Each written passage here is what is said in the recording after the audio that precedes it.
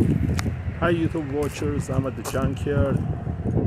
All I need today is a roof rack and roof rails for Dodge Grand Caravan, but I found one Chrysler here, so probably I'm just gonna remove from this Chrysler. So I have 2013 Dodge Grand Caravan. I think this one to best measurement.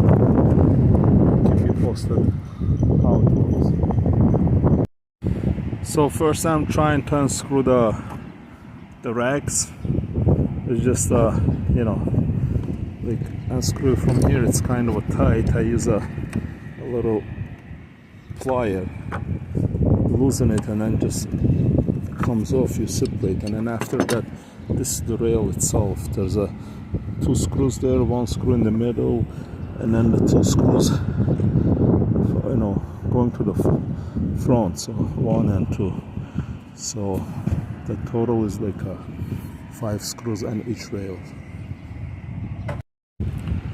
So this is all I need today: roof rails with the roof rack for Dodge Grand Caravan. So it took me about like 15 minutes with my basic tools. I probably can do it faster because I forgot my socket wrenches in my car. So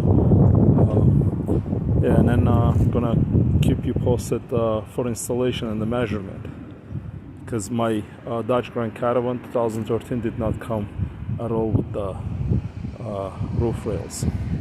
Alright, see you later. What's up YouTube watchers, thank you for watching this video. So I want to demonstrate the installation of the roof rail, the roof racks, and that's going to be Dodge Grand Caravan 2013, which never had a roof rail. And so I gotta make 5 holes on each side, and this side and the other side. So I'm gonna be demonstrating that later. So I just wanna show you what I did. So I attached them this way so I can put it on top and then do it like even holes. So this way is easier instead of doing like individually each rail. So I'll get back to you. Okay, now everything is aligned, but I didn't make the holes yet. So I got a measurement for everything. So I just took a regular nail because I don't have actually I do have the hole puncher, hole marker, but they're kind of thick, wouldn't fit in the hole. So I took a regular nail, I sharpened a little bit, and that's what I'm going to be using, because the holes are not that big to fit the hole markers. So I'm gonna mark the holes and start to drill the holes. Okay, I already made a hole.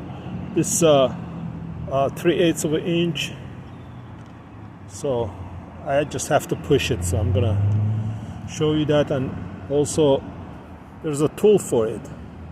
This is the tool, and this is kind of a washer screw, and it comes with this type of like an Allen wrench.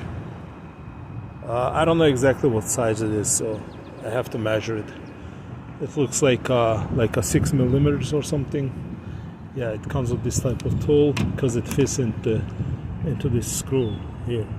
So this is how it works. See this bottom part of it? So I push this 3/8 of an inch drill bit, this one. So 3/8 of an inch. But before that, when I punch with the marker, so I use the small one first, like this, so that I make small holes, and then after I'm going to use a 3/8 here, and then 3/8 is perfect fit. So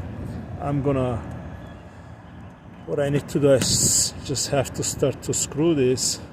So as soon as it's gonna get hard, I can use a drill. What the drill gonna do, it's just gonna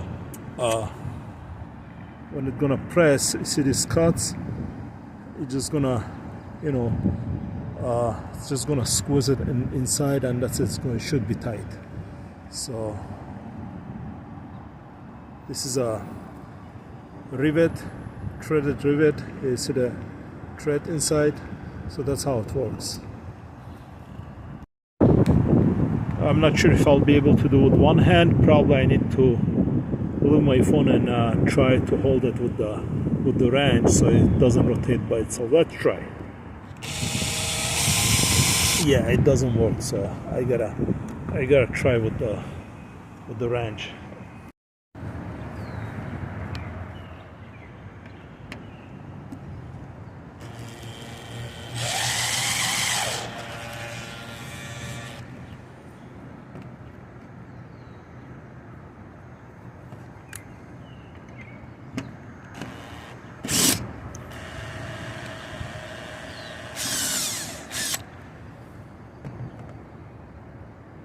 Yeah, it worked.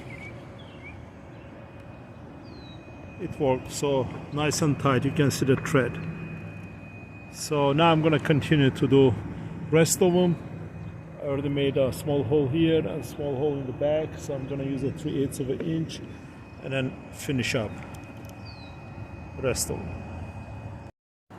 Okay, I got all these 6 rivets in.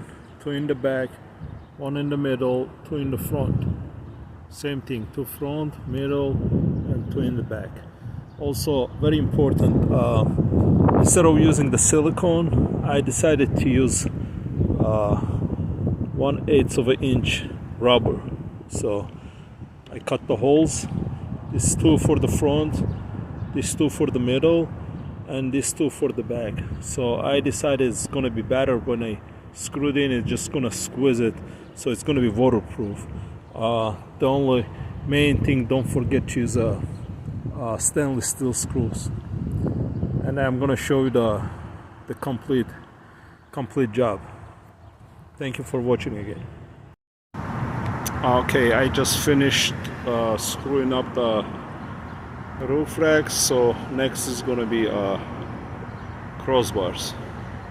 So these are the roof rails. I just finished them, and then next video will be the crossbars. Now roof rail, crossbars attached. So now it's fully completed.